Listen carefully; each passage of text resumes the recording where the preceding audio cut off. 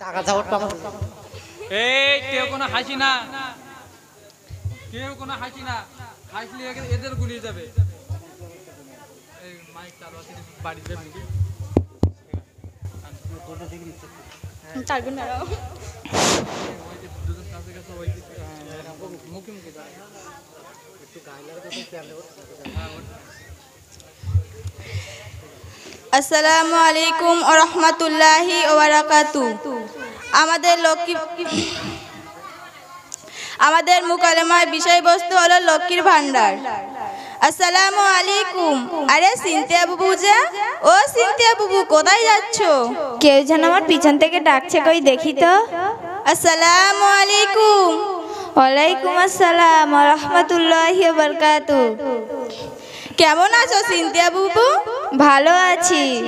ওই রকম বলতে নাই, বলতে হয় আলহামদুলিল্লাহ, আল্লাহ পাকের ইচ্ছায় খুব ভালো আছি। তা এই সময় কাগজপত্র ব্যাগ পাজা করে নিয়ে কোথায় গিয়েছিলে?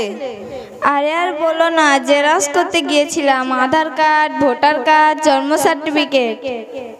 কেন, তুমি কি আবার এই বয়সে স্কুলে ভর্তি হবে? আরে না না, আমি কেন আবার এই বয়সে স্কুলে ভর্তি হতে যাব? তুমি কি জানো না, রাজাপুরে দুয়ারে সরকারের ক্যাম্প বসেছে, সেখানে নানা রকম টাকা জমার ভান্ডার তৈরি হচ্ছে, তার জন্যই জেরক্স করেছি। টাকা জমার ভান্ডার, সেটা আবার কি? আরে আর বলো না, লক্ষ্মীর ভান্ডার। ও লক্ষ্মীর ভান্ডার।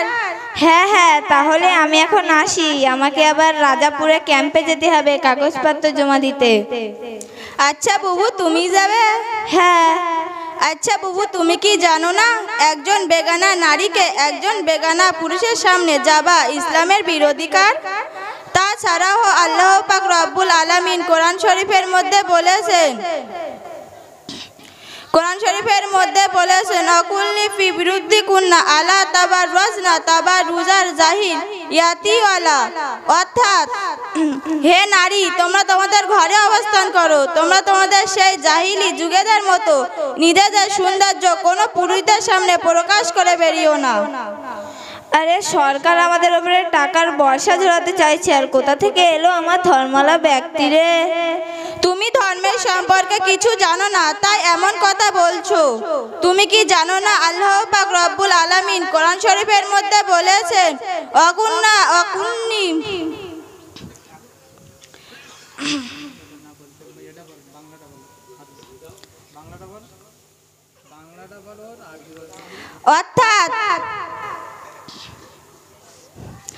অর্থাৎ নিজেদের দৃষ্টিকে নিয়ত রাখে এবং তাদের সৌন্দর্য কোনো কারণ না দেখায় এবং তারা অন্য মাথার বক্ষ দেশে ফেলে রাখে। আরে তুমি কি জানো, আমাদের ওই লোকটার কাছে টাকা চাইলেই ভক ভক করে, খ্যাচ খ্যাচ করে। তোমরা স্বামীর বিরুদ্ধে এমন মন্তব্য করা কি ঠিক হচ্ছে? তুমি কি জানো না, আল্লাহ পাক রব্বুল আলামিন কোরআন শরীফের মধ্যে বলেছেন কুন্না লিবাসুল লাহুন, অর্থাৎ দুনিয়াটা মুমিনদের জন্য, কারাগার ও কাফেরদের জন্য জান্নাত।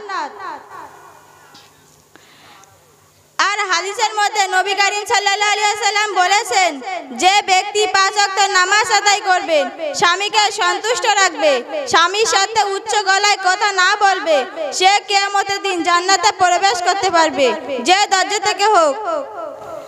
আরে মন্তব্য করবো না তো কি করব, ওর কাছে টাকা চাইলেই চোখ গরম করে, আর কার গরম কে দেখে। তাছাড়াও লক্ষ্মী ভান্ডারে বছরে 6000 টাকা করে পেলেই আমার বছরের হাত খরচ চলে যাবে, তাহলে ঘরে পর্দা করে বসে থাকলে কিছু হবে আমার? আচ্ছা বুবু, তোমরা এরকম কথা বলো না। আচ্ছা বুবু, তোমরা এই দুনিয়ায় সারা জীবন বেঁচে থাকবে? না।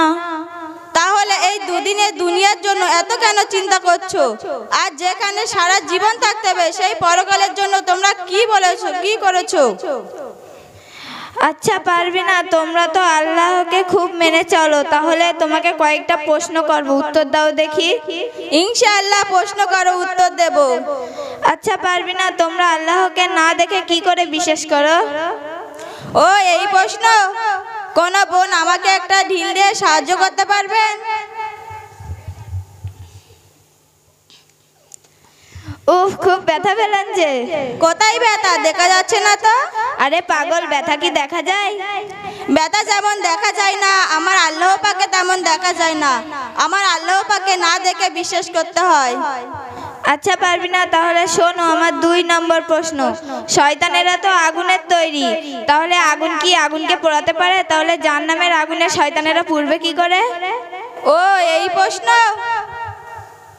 তোমাকে এক্ষুনি একটা ঢিল দিয়ে মারলাম, সেটাও তো মাটির তৈরি। এখানে যতজন মানুষ আছে সবাই তো মাটির তৈরি। মাটি যদি মাটিকে আঘাত করতে পারবে, আগুন কেন আগুনকে পোড়াতে পারবে না? ও, তাহলে শোনো আমার 3 নম্বর প্রশ্ন। আচ্ছা পারবিনা, তোমার আল্লাহ এখন কি করছে?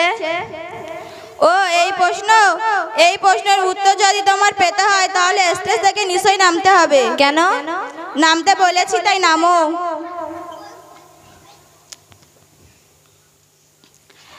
আমার আল্লাহ পাক এখন এটাই করছে। এক বিয়াদব স্টেজ থেকে তোমার নামিয়ে আমাকে সম্মানে স্টেজে রেখেছে। আমার আল্লাহ পাক এখন এটাই করছে।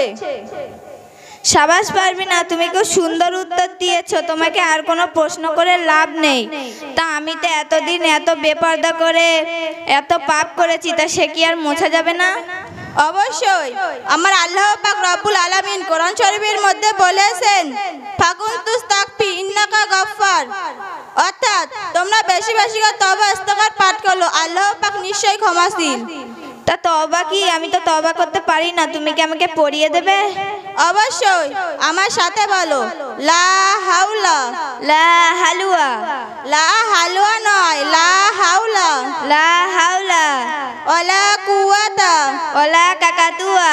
ওয়ালা কাকাতুয়া নয়, ওয়ালা কুওয়াতা। ওলা কুওয়াতা ইল্লা বিল্লাহিল। ইল্লা বিল্লাহিল আলিউল আজিম। আলিউদ দুয়াত। আলিউদ দুয়াত নয়, এই দুয়ারে সরকার করে করে মেয়েদের মাথা পুরো গেইছে। ভালো করে বলো, আলিউল আজিম। আলিউল আজিম। আসসালামু আলাইকুম ওয়া রাহমাতুল্লাহি ওয়া বারাকাতুহু।